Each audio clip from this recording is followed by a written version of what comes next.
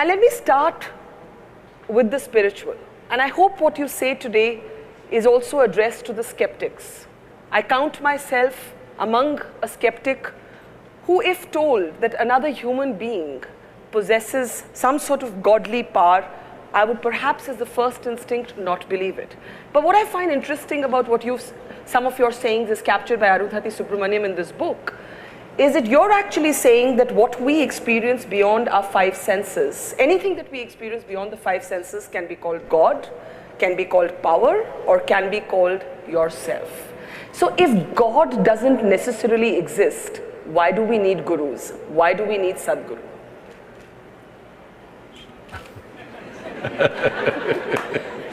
Is there my microphone? Okay, that's good. Do you drive in Delhi? Do I drive? Unlike you, I have a fear of wheels. So if you drive in an unknown terrain, Yes. you use these days a GPS. Yes. Usually a strange woman will tell you, turn right. You Yes. turn right.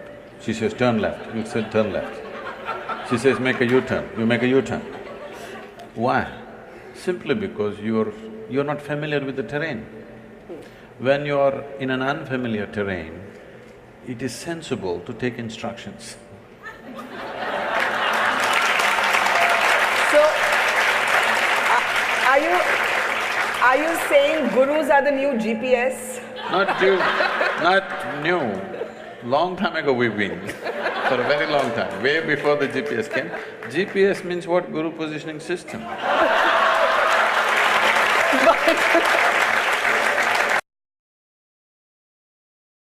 When you were a child, were you put into a school to go the systematic way, and did you keep up with it? Do I look that educated? Don't insult me like that.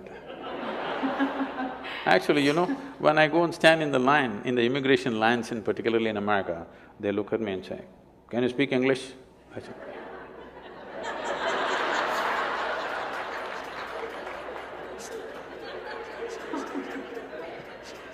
because I have that uneducated look, it's not easy. Do you know what it takes to remain uneducated? Education is just 20 years of going somewhere and getting one certificate. To remain uneducated, it's very difficult. Because from the day you are born, your parents, every other adult, the school, the damn thing, everybody is trying to educate you about something that's not worked in their life.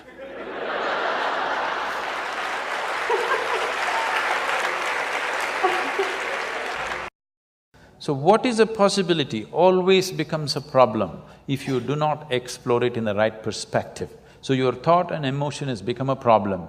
Now love affair is a problem, you're making all kinds of things out of it, which are all coming from this misunderstanding. Not understanding this thought and emotion is generated by me, I can generate it whichever way I want. If nastiness is what you like, you do it. I don't care if that's what you like, but you're suffering it. If you're suffering it, you shouldn't be doing it. I'm not telling you be loving. What is your choice, pleasantness or unpleasantness? If unpleasantness is your choice, you enjoy it, do it, what is my problem? You want to drink poison, what is my problem? I'm just telling you, this is poison, this is this. Drink whatever you want, but by choice. Don't drink unconsciously, that's stupid. That is not befitting of a human being. A human being means we are far more conscious than every other creature on this planet. That's what sets us apart. Every creature eats, but we can eat consciously. So our eating becomes so many things. Every creature has sexual drives, they go and fulfill it whichever way. We can do it consciously, so we become something. We are doing the same things, but we are doing it consciously. Suddenly there is a magic about it, not because sex is magic, food is magic, no. Because we can do it consciously, every basic act like eating and copulating becomes magical because we can do it consciously. If you leave that one thing, if you exclude that one thing from your life, that you're not conscious about the way you think, the way you feel, the way you act, the way you move your body, if you're not conscious about it, everything can turn ugly, everything can become nasty.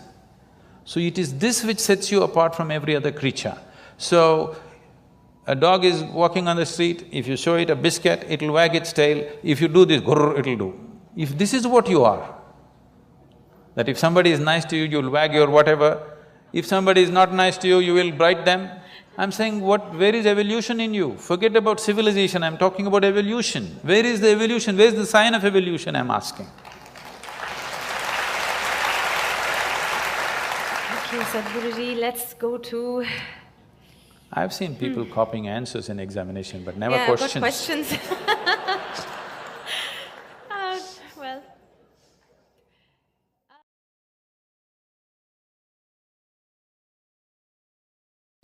And my second question is from my friend. I don't know whether you will answer it or not, but I just want to mention it over here because she has requested me to do so. Her question is, what is the purpose of this universe?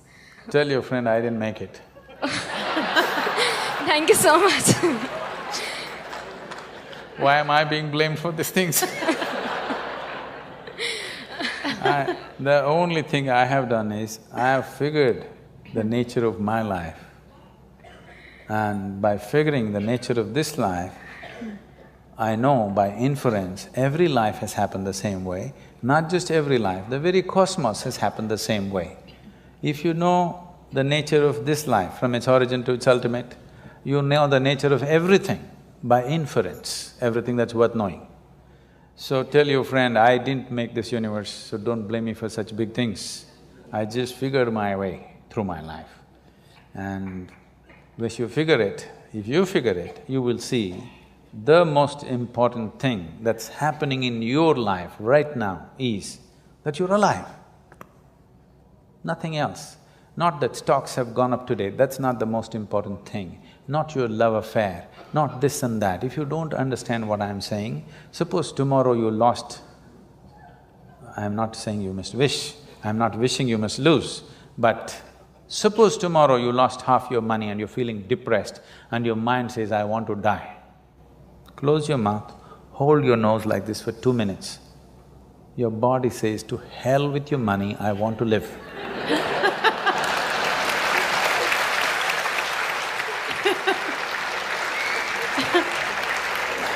Tomorrow you found your love affair collapsed and your mind says, I want to die.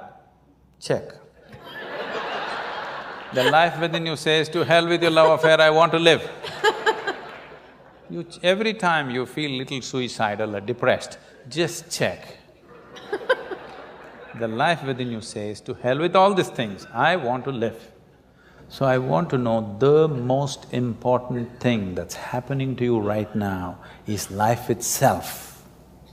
Not the fancy thoughts that you have, not the emotions that you have, not financial arrangements or family arrangements or whatever rubbish you have built around you. These are all accessories to life. These are all frills. Frills are so much you're missing the skirt, that's a whole problem with you. Yes, so much frill. Fundamental things are forgotten. What motivates you to teach us? Oh, it's just my dream to live in a world where I can see joyful faces all around me. Don't you want to? It's everybody's dream, but most people are not working towards it. I believe that a dream cannot come true unless you really work it. Isn't it so? Dreams don't come true just because you dream. Dream becomes true because you work it, isn't it? And if you can get 1 million people to work for you, it will definitely become true, isn't it? And it's all our dream, isn't it so? It's everybody's dream to live among joyful people, isn't it so? But you're not working for it. I'm working for it, I want to join. I want you to join me and see somehow you work for it. Working for it need not mean you have to come and follow me somewhere. At least you walk on the face or you walk on the street with a joyful face. That's working for me. Everybody who is walking on the street with a joyful face are all my employees. They're all working for me.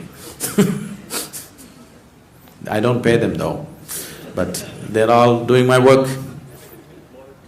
Volunteers.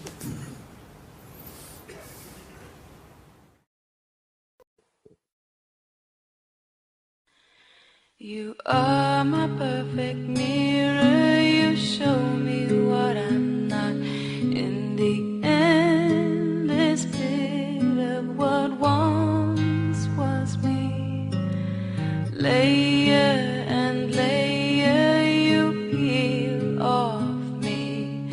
the pain it is, but the joy it brings. So thank you for showing me what I'm not, for showing me what I could be.